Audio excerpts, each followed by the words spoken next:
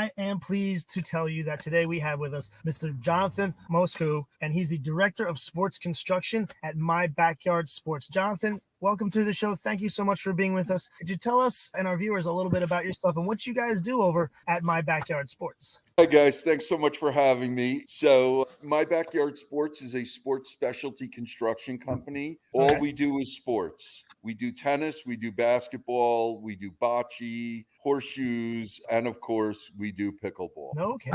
So what is the most popular of them all these days? We are seeing an awful lot of pickleball, but tennis is still big, and people still need courts, and people still need courts repaired. We are finding that a lot of communities have courts that have been neglected or are just plain old and need to either be repaired if possible, or if there's structural damage, be replaced. But we are seeing that a lot of people are, if they have multiple courts, converting one or two of those tennis courts into pickleball courts to satisfy. Okay. You know what? That brings up a good question, because I'm seeing that a lot too when I go on site visits. So how difficult is it to convert, say, a basketball court or a tennis court into pickleball? Is it like a big task, or is it not that bad? It's not bad at all. I mean, if we're talking about the court being in good shape and not needing any repairs, it's just like putting a new paint job on. So go over the old lines and the old paint job with 2 coats of acrylic resurfacer, and then line the court appropriately with the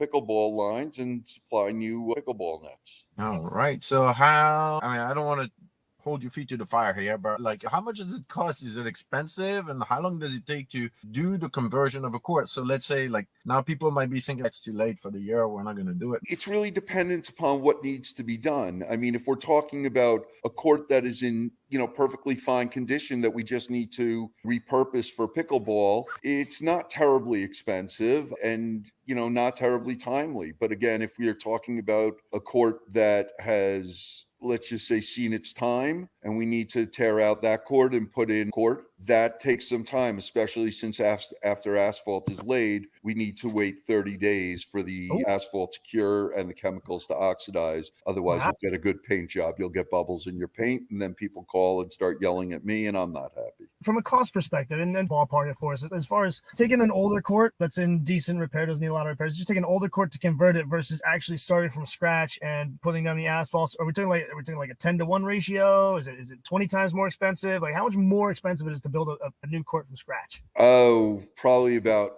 4 or 5 times more expensive. Okay. Definitely something to consider then, I guess. Yeah, listen, at the end of the day, you want something that your community is going to use. A nice court is going to get used a lot more than a court that doesn't look as good. It's amazing how all of a sudden you repaint a court or resurface a court, and everybody comes right back out and starts playing again. People like nice things. Okay. Follow-up question. So here in the Northeast part of the country, obviously we have 4 seasons, but is there a better time of year? When should boards start thinking about that kind of a project? Well, it's always best to start to plan early, because there is some time between the planning stage and the actual working stage. But we need to be painting in warmer weather. We can't lay asphalt or paint in cold weather. But get your price in the winter. Get your price and also just get on the schedule.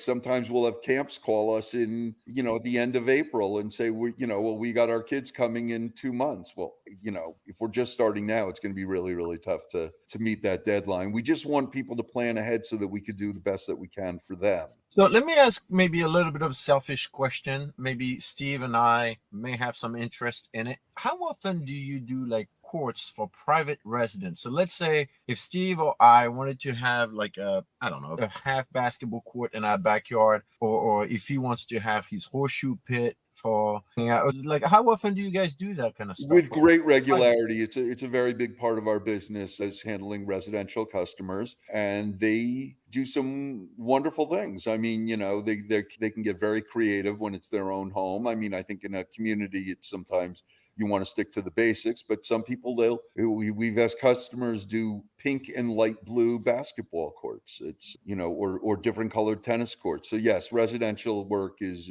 certainly something that we do. Interesting. I could see you with a pink and light blue driveway, Steve. You know what? If the wife says that's what she wants, with these happy wife, happy life. So that's what's got to be there. It's what's got to be there. Steve and the boss is. I do have a quick follow-up question on that. So let's say I have my driveway, and let's say it's wide enough. Can I put lines on my driveway and just have like a Yes, we do. We do court painting and lining for driveways as well.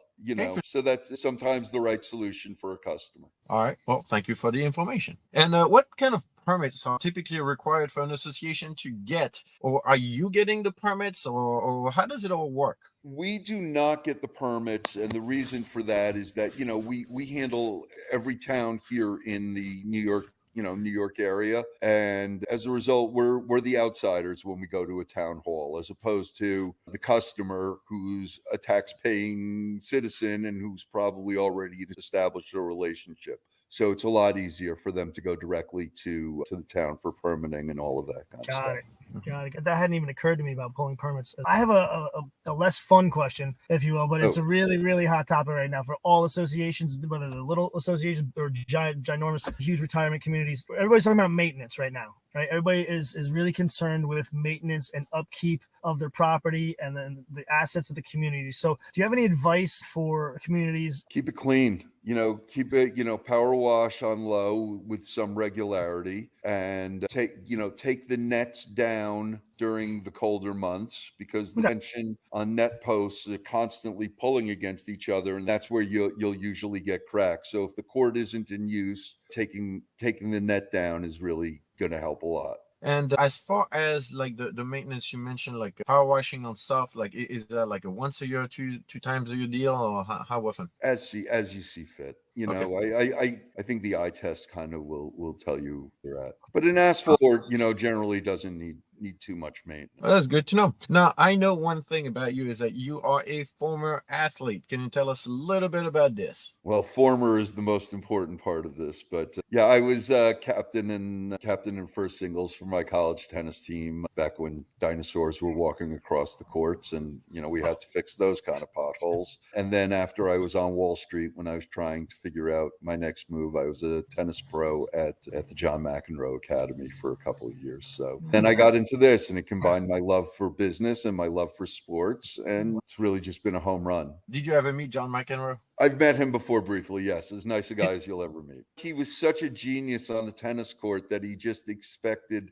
that level of perfection from everybody else who was involved in the match. I can see that happening. But you are right about one thing, Steve. I'm a little bit on the younger side to know McEnroe well, but my father was a big fan, so the name was always around the house, like, because they're big in tennis. John, I thank you so much for being on the show and sharing with us. But we'd like to give our guests an opportunity to just, to recognize, give a shout out to somebody who's been influential in their career along their path. It could be a mentor, it could be anything. The mic is yours, John. It really wouldn't be fair to single any one person out. I've had so many people who've been so wonderful in guiding me and helping me to create what we've done here along the way. So it's, if I had to thank if I had to recognize anybody, it would be my father. But that's, but I've had so many terrific professional people help to guide me, in my career in various points, whether it be on Wall Street in tennis or doing this. So, and not just guide me, but also help work with me, because as everybody knows, you can't be a success on your own. You need a terrific team around you.